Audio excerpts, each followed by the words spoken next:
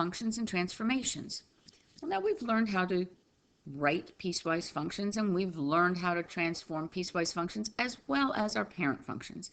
In this one, we're going to look at a very special piecewise function called the greatest integer function. You'll be able to graph it, evaluate it, and basically your graphing is going to be through the transformational approach. So, first, let's get started. The greatest integer function is also called a step function. It's called this because it looks like steps, or postal rates. Postal rates, car rental rates, long distance and courier rates, as well as sales commissions, they're all based on a step function. The curve, if you will, is made up of a series of separate steps. These steps do not form a continuous function and thus fall into the realm of piecewise functions. Okay. Over here, this is an example of well, it's not just an example. This is the parent function of the piecewise. The greatest integer function. The definition of it, okay? The greatest integer function is a step function written as f of x is equal to bracket x bracket. Yes, those are brackets. The brackets have meaning here. F of x is the greatest integer less than or equal to x. In other words, a greatest integer function rounds any number down to the nearest integer. And rounds is probably the wrong word, but takes any number down to its nearest integer. Which means on a number line, if I have a number line here, let me do this. If I've got a number line right here, and we are going to make this like a little number line. Boom. Okay, so I've got this number line. What it is whatever number I have, whatever number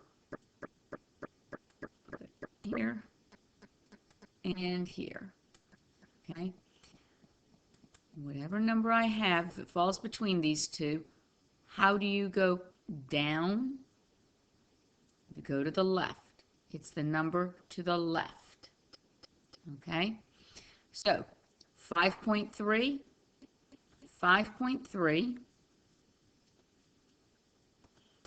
is between 5 and 6. 5.3 is here. So the answer is 5. That's the greatest integer less than or equal to it. Now, the tricky one becomes negative 5.3.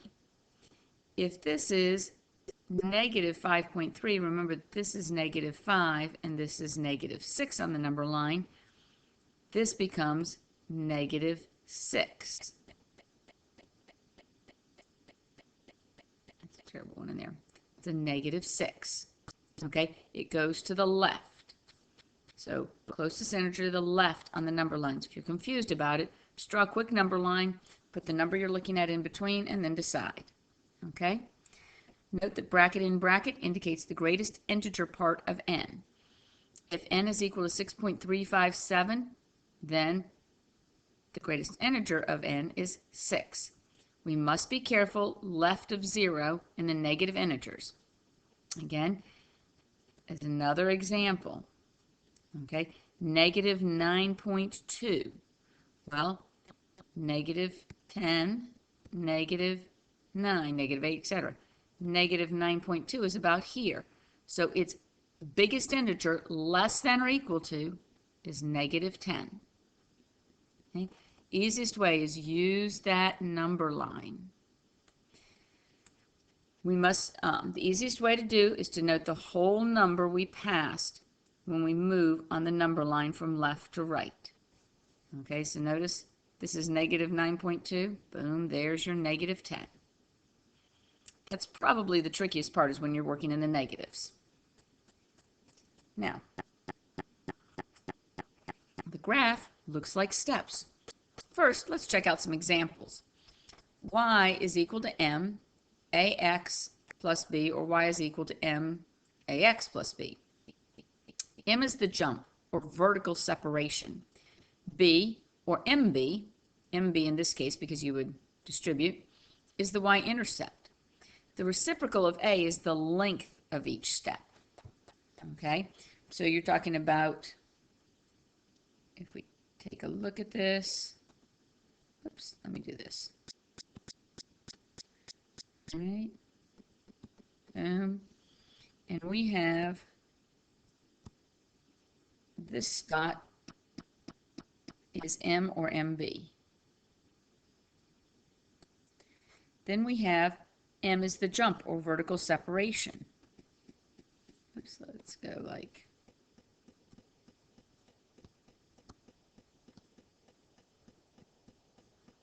so we'll do this as a step. That's M. That's the vertical separation from here to here. And then we have the reciprocal of A.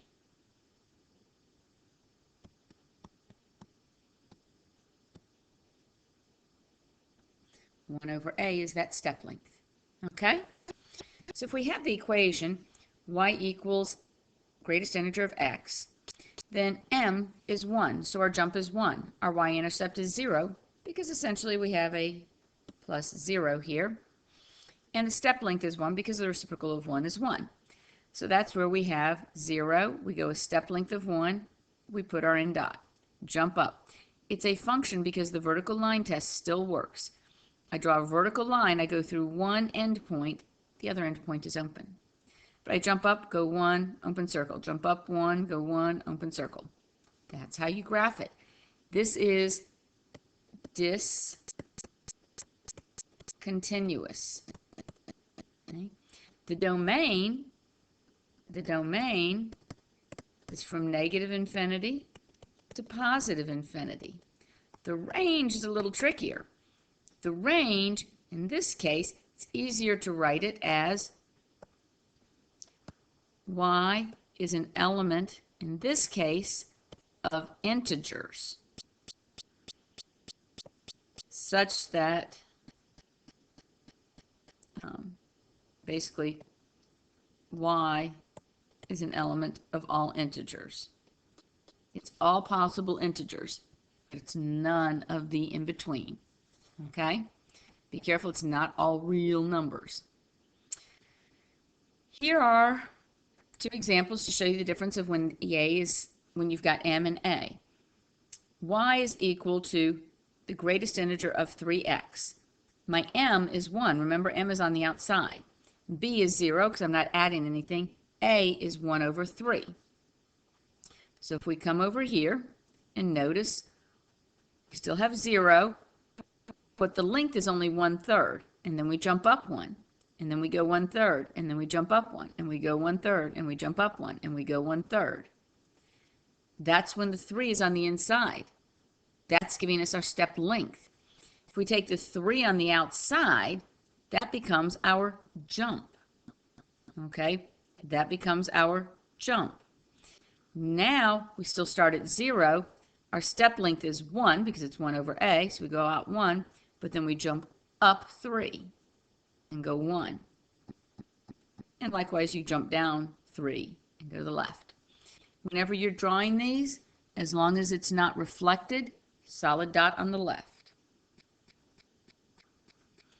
Come down here and look at another example. Y is equal to the greatest integer of x plus 2. The jump is 1. The y-intercept is 2. The step length is 1. Okay, remember that it's understood to be a 1 out here and a 1 there. So now my y-intercept, always start with the y-intercept is 2. I have a step length of 1, open dot, jump up 1, and go on. Try these. Here are a couple of them for you to try. Okay. This first one, y is equal to, this is on the back side of your paper. I'll give you a second to turn your paper over. Okay. You need to list the jump, the y-intercept, and the step length, and then you have 4 graphs there to put them on. Pause the video for a moment and try these. Okay, you're back. Let's check this out. I know you've got a table, but I put this with each one of the graphs. So we have the jump is 1, the y-intercept is -2, and the step length is 1. Here's your graph. And by the way, this is also called the floor function. There's some things where you find the floor or the ceiling. This is called the floor function. The jump, 1, y-intercept, 3, step length is 1. And here's my 3, 1, jump 1, and so on. Over here, my y-intercept was at -2. Step length was 1, jump 1. So far, so easy? I hope so. Now these get a little bit trickier. My jump is 2. My y-intercept is 1. My step length is 1. So y-intercept at 1, boom. Then I'm going to go a length of 1, jump 2. See? To me, it's much easier doing it using this. Now my jump is 1. There's nothing on the outside here. Y-intercept is -1. The step length is 1/2. Remember, it's the reciprocal. So now we start down here at -1. We go out 1/2. We jump 1. Go out 1/2. Jump 1. Not bad, right? Good. Greatest integer function, also known as the floor function, returns the largest integer possible from number input. The graph looks like steps.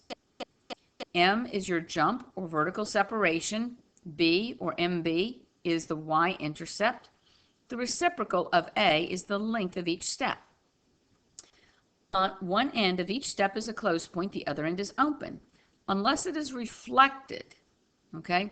Unless it's reflected over the y-axis, the left-hand point is closed and the right hand is open. So unless you have a negative on the inside, which would flip it sideways horizontally, it's going to be left closed, right open. And that's it.